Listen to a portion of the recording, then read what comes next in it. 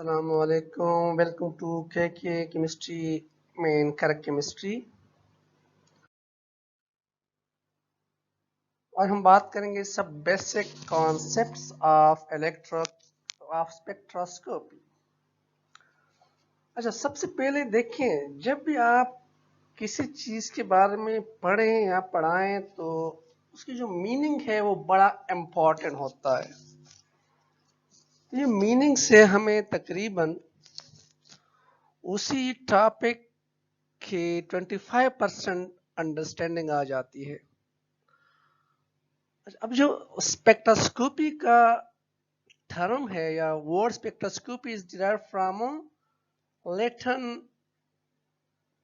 Word spectrum which means spirit or ghost, the Greek word scoping which means looking into or observation। तो हम क्या करते हैं, हम जो स्पेक्ट्रा होता है, स्पेक्ट्रम होता है, उसको जब ऑब्जर्व कर लेते हैं तो ऑब्जर्व करने के बाद हम एक ऐसी चीज सामने आती है जो यूं समझ जस्ट लाइक अ घोस्ट हो, लेकिन उसको जांचने के बाद हम क्या कर लेते हैं, उससे यूजफुल इंफॉर्मेशन हासिल करते by observing it deeply. So definition क्या है?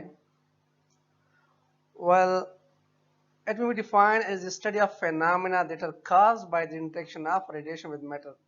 देखिए, जब भी इलेक्ट्रोमैग्नेटिक रेडिएशंस इंटरेक्ट करते हैं विद मैटर, तो मैटर के अंदर कुछ फेनामिना यू समझे कि सम फेनामिना विल टेक प्लेस। तो उन्हीं फेनामिनास को हम जब स्टडी करते हैं, ऑब्जर्व करते हैं, तो उसको हम कहते हैं स्पेक्ट्रोस्कोपी, क्योंकि उन्हीं फेनामिना से हम फिर इंफॉर्मेशन हासिल कर लेते हैं किसी भी मैटर के बारे में, या सिंपली हम कहते हैं द स्टडी ऑफ स्पेक्ट्रम।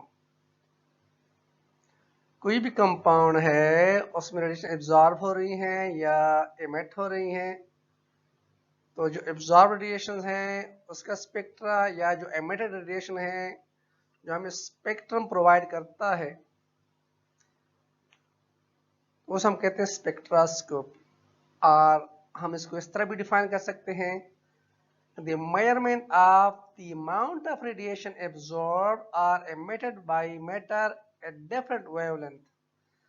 अब जब कोई मैटर हो और इलेक्ट्रोमैग्नेटिक रेडिएशन इंटरेक्ट कर रही हो तो क्या होता है, वो मैटर डिफरेंट वेवलेंथ की रेडिएशन को एमिट करता है, जिसको हम बाद में स्टडी करके उससे यूजफुल इंफॉर्मेशन हासिल कर लेते हैं। अच्छा, यहाँ पर क्या है कि जब सपोज ये कोई मैटर है, ये इलेक्ट्रोमैग्नेटिक रेडिएशंस है, जब इंटरेक्ट करती हैं इस मैटर के साथ तो क्या होता है, सपोज यहाँ पर ये इलेक्ट्रॉन है एक, देखिए जब मैटर इंटरेक्ट करता है तो इलेक्ट्रॉन की एक्साइटेशन होगी। ये जो इलेक्ट्रॉन है ये it is promoted to higher energy level, तो डेफिनेटली रेडिएशन एब्जॉर्ब हुई, तो हम उसको क्या कहेंगे, एब्जॉर्प्शन स्पेक्ट्रोस्कोपी, क्योंकि जो रेडिएशन एब्जॉर्ब हुई उन एब्जॉर्ब रेडिएशंस के बारे में हम मैटर्स के बारे में जितनी इंफॉर्मेशन है वो कलेक्ट कर सकते हैं। सिंपल मिसाल ले लीजिए, एटॉमिक एब्जॉर्प्शन स्पेक्ट्रोस्कोपी। उसमें क्या होता है कि जब रेडिएशन फॉल करते हैं किसी भी मेटल पे तो वो रेडिएशन एब्जॉर्ब होती है, और वो absorb radiation is then directly proportional to the concentration of any analyte present in that particular sample। अच्छा, ये रेडिएशन अगर एमिट हो रही हो तो हम उसको कहेंगे एमिशन स्पेक्ट्रोस्कोपी, और जो रेडिएशन एमिट होती है वो हमें एक स्पेक्ट्रम प्रोवाइड करता है जिससे हम फिर इंफॉर्मेशन हासिल कर लेते हैं। सिंपल मिसाल इसमें है फ्लेम फोटोमेट्री। अच्छा, स्पेक्ट्रोस्कोपी क्या है? इसमें और इंटरेस्टिंग चीज है कि इलेक्ट्रोमैग्नेटिक रेडिएशन में सिर्फ जो इलेक्ट्रिकल कंपोनेंट है वो इंटरेक्ट करता है मेटल के साथ, मैग्नेटिक कंपोनेंट नहीं करता।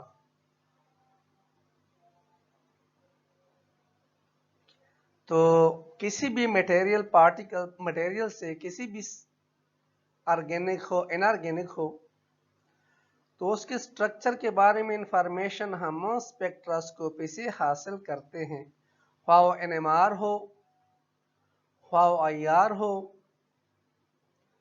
तो वो हमें यूजफुल इंफॉर्मेशन दे देती है about the structure of any atom और एनी मॉलिक्यूल, ख्वाह वो एटॉमिक एब्जॉर्प्शन स्पेक्ट्रोस्कोपी हो।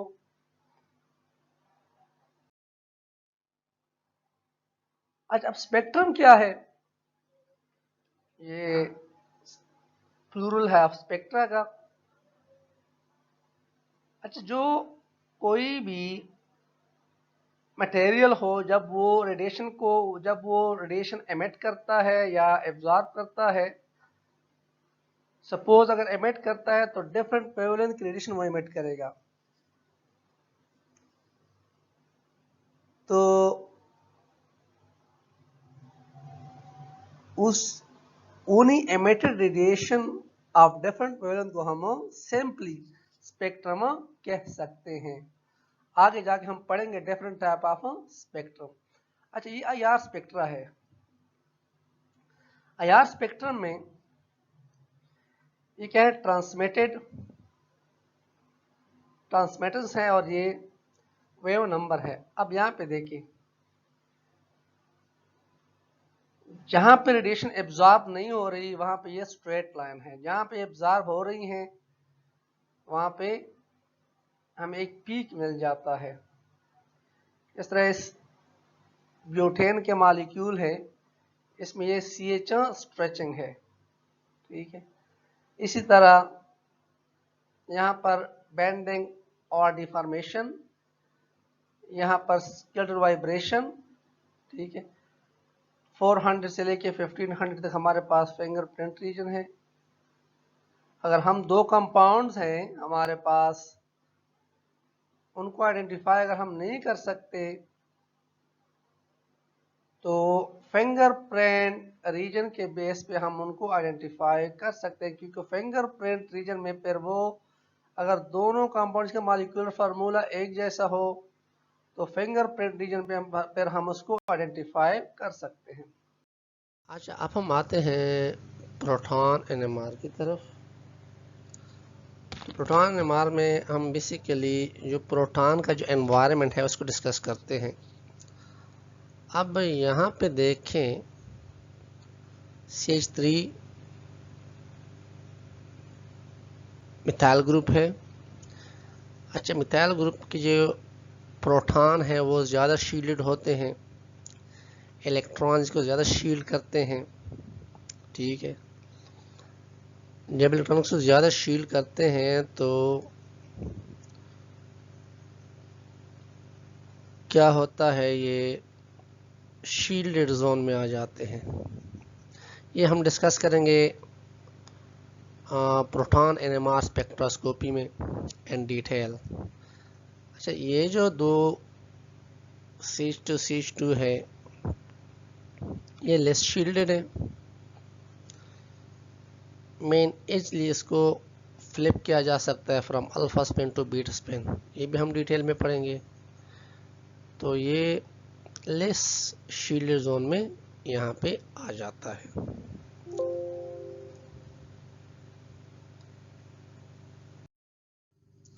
अच्छा, जो कार्बन 13 NMR है उसमें भी जो पीक है कार्बन का वो भी डिपेंड करता है कि कौन सा कार्बन कितना शील्डेड है।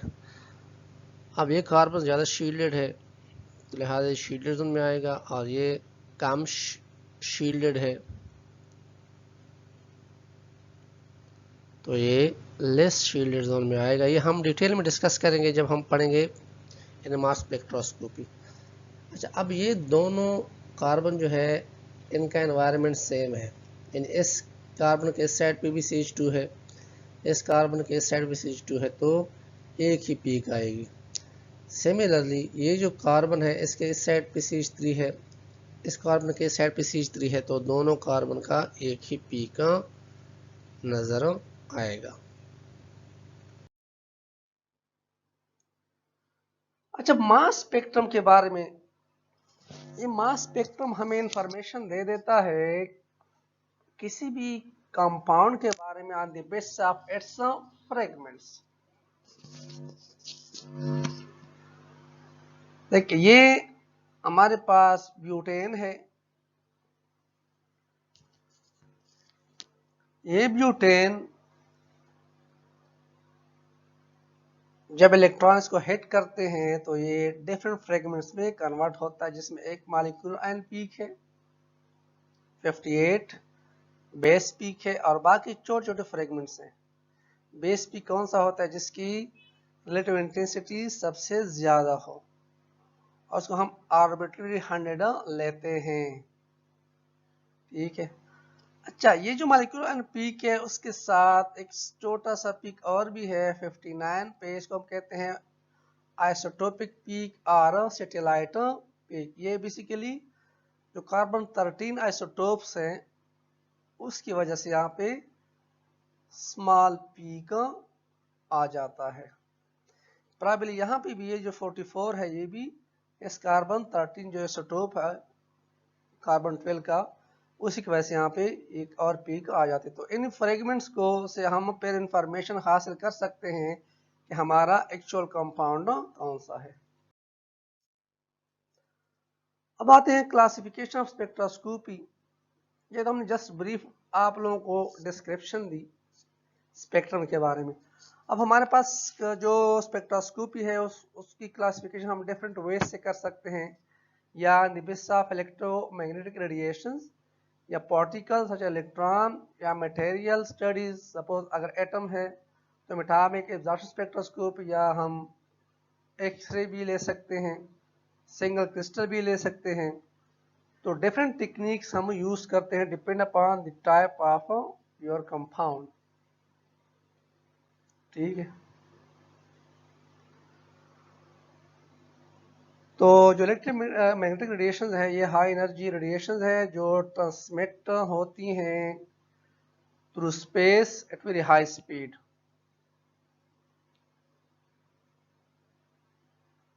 ओके, तो ये लाइट भी हो सकती है और हीट के फॉर्म में भी हो सकती है।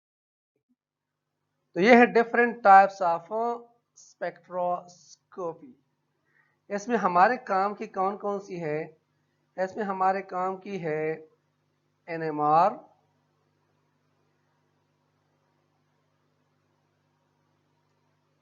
लेजर, और एक हम पढ़ेंगे मास स्पेक्ट्रोमेट्री, जो कि बेसिकली स्पेक्ट्रोस्कोपिक टेक्निक नहीं है। तो इस कोर्स में हम ये 3 टेक्निक पढ़ेंगे।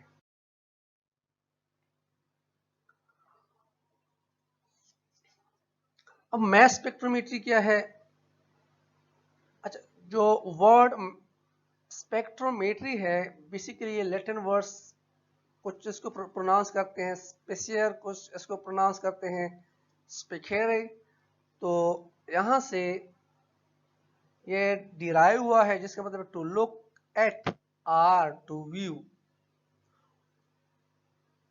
And Greek word metria meaning to measure. Collectively it mean look and measure. कोई भी आपके पास स्पेक्ट्रम आ जाता है, आप उसको व्यू करते हैं, फिर उसको उससे इंफॉर्मेशन हासिल करते हैं different. So technique that is used for studying and measuring a specific spectrum, it is the most accurate method for determining the molecular masses of the compound and its elemental composition in some cases. तो मास spectrometer क्या है? एक device से instrument है जो charge to mass to charge ratio of any massive compound का, किसी भी कंपाउंड का मालूम करता है। जैसे हम किसी भी कंपाउंड की mass to charge ratio find out करते हैं। इसमें इलेक्ट्रोमैग्नेटिक रेडिएशन यूज नहीं होती, या तो इलेक्ट्रॉन होते सोर्स ऑफ बम्बार्डमेंट, या कोई और मेथड हम यूज करते हैं, depend upon the nature of our sample. Well, for electron we use charge to mass ratio.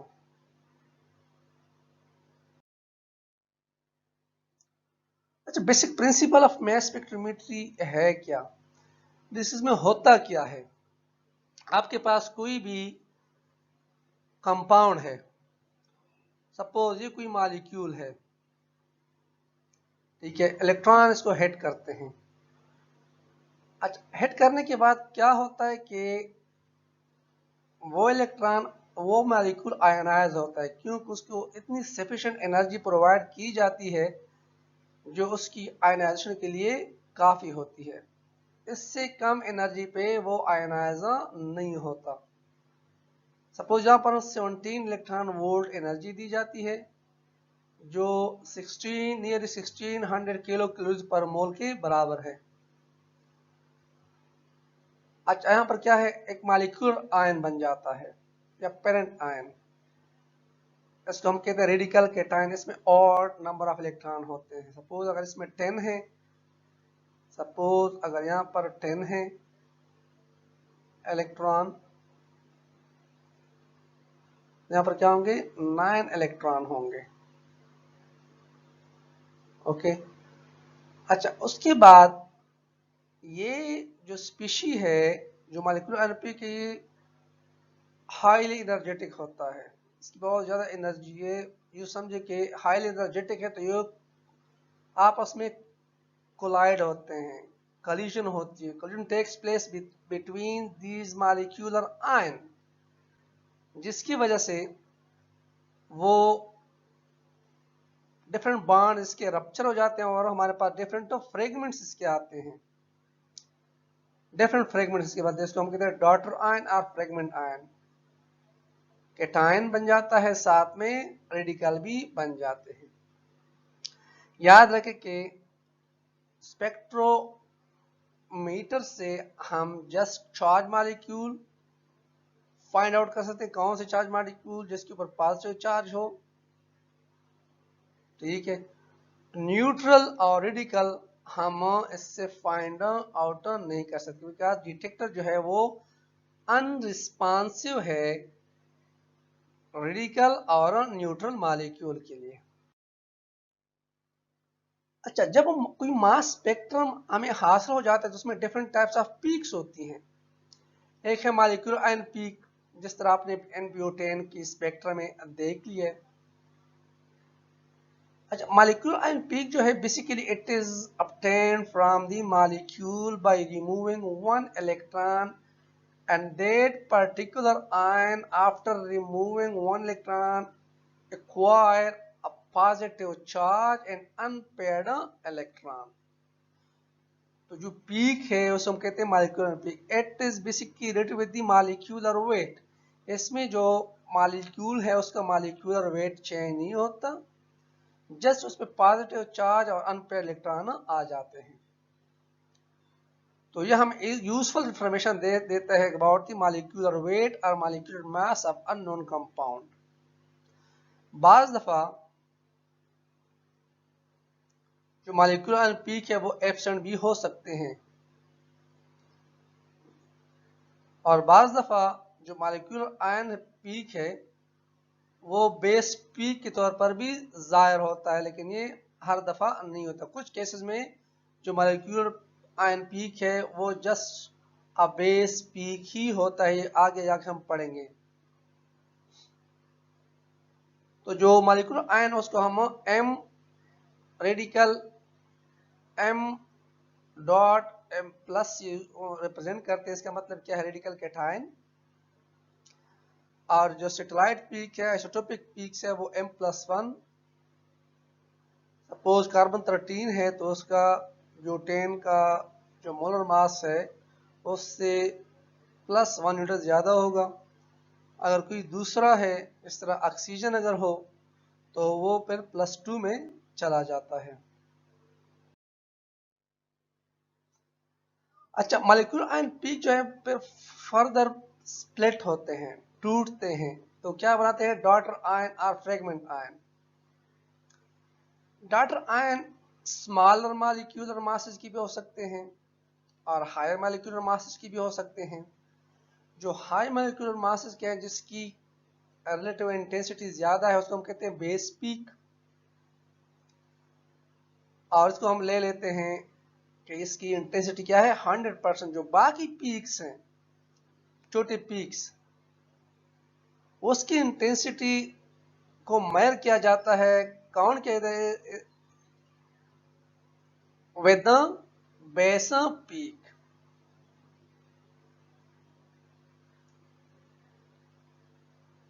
तो ये जो बेस पीक है, इससे भी हम यूजफुल इंफॉर्मेशन हासिल कर सकते हैं। क्यों?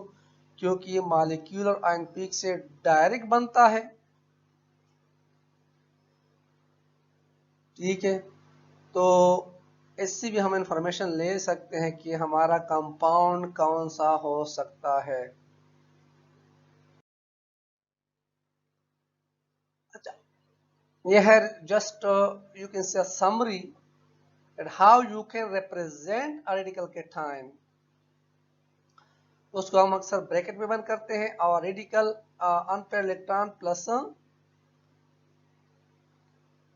पॉजिटिव चार्ज उस पे शो किया जाता है। Remember, the detector only notice the cation and the radical are invisible to the detector। Radical को नहीं डिटेक्ट किया जा सकता। अच्छा, अब यहाँ पर क्या है, मीथेन है। सपोज मीथेन इलेक्ट्रॉन जब इसको हिट करता है तो यहाँ पर 10 इलेक्ट्रॉन है, तो एक रिमूव हो जाएगा, 9 बन जाएंगे। Mean even odd. अगर हमें पता है कि रेडिकल क्या है, substances having odd number of electron, और ये इवन नंबर ऑफ इलेक्ट्रॉन्स है।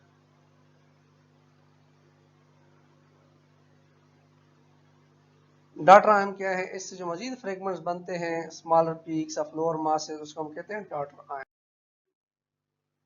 अच्छा, आइसोटोपिक पीक जिस तरह मैं पहले बता चुका हूँ कि हमें पता है कि कार्बन 12 का जो आइसोटोप है, कार्बन 13 भी है, लेकिन उसकी कंसंट्रेशन बहुत कम होती है। ठीक है, फिर भी जब मास स्पेक्ट्रम हम हासिल करते हैं तो कार्बन 12 के जो मॉलिक्यूलर आयन पीक है, उसके साथ एक छोटी सी पीक और भी नमूदार होती है, M+1। तो उसको हम कहते हैं सैटेलाइट पीक और आइसोटोपिक पीक। अच्छा, ब्यूटेन में क्या है, ब्यूटेन में जो मॉलिक्यूलर आयन पीक बनता है वो बनता है 58 पे। उसके साथ एक छोटी सी पीक है 59 पे, उसे हम क्या कहते हैं, आइसोटोपिक पीक। ये 1 यूनिट इन +1 हायर होता है than molecular mass. Suppose molecular mass 58 है, ठीक है, तो ये क्या है, +1 ज्यादा है, 59 है।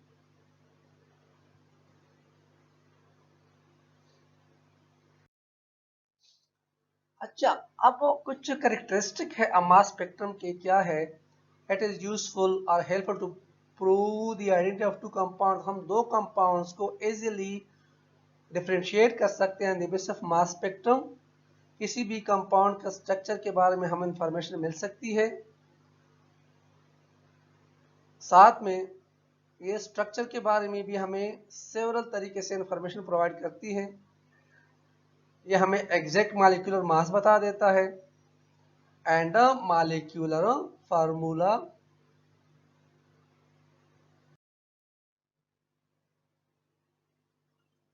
सो मास स्पेक्ट्रम अब यहाँ पे है, a plot of relative abundance or intensity versus mass to charge ratio, तो उसको हम कहते हैं mass spectrum. And the mass spectrum of two compounds cannot be the same. Let's take an example of butane.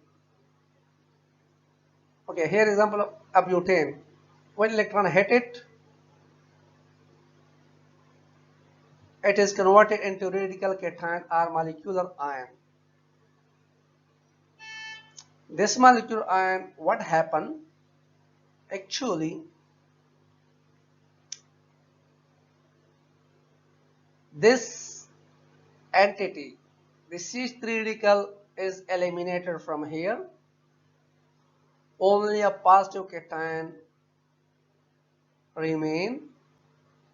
This is called primary carbocation.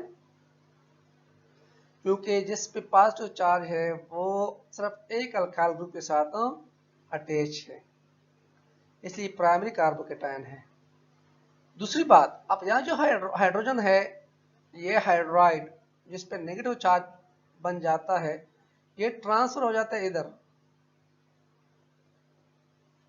जब इधर transfer होगा तो क्या हो जाएगा, यहाँ से पॉजिटिव चार्ज रिमूव हो जाएगा और यहाँ पर पॉजिटिव चार्ज बन जाएगी. ये सेकेंडरी कार्बोकेटायन बन गया, जिसमें जो कार्बन है जिसमें पॉजिटिव चार्ज है वो दो अल्काइल ग्रुप के साथ अटैच है. कोमलनाज यहाँ पर आई थिंक क्लियर हो गया आपके लिए. तो ये 20 पी क्या है, जो सबसे स्टेबल केटायन बनता है वो ही 20 पी का बनाता है. अच्छा, यहाँ पर अगर इसमें से दो हाइड्रोजन निकले, किस तरह, सपोज ये हाइड्रोजन है, इसमें से एक हाइड्रोजन अगर निकले, ठीक है, तो ये हाइड्रोजन भी निकल जाएगा, -H2, और हमारे पास ये केटायन बन जाता है जिसका मोलर मास क्या है, 41. अच्छा, ये मजीद इसमें से अगर -H2 हाइड्रोजन निकले तो ये साइक्लिक केटायन बना लेते हैं जिसका मोलर मास क्या है, सॉरी M/G क्या है, 39 है.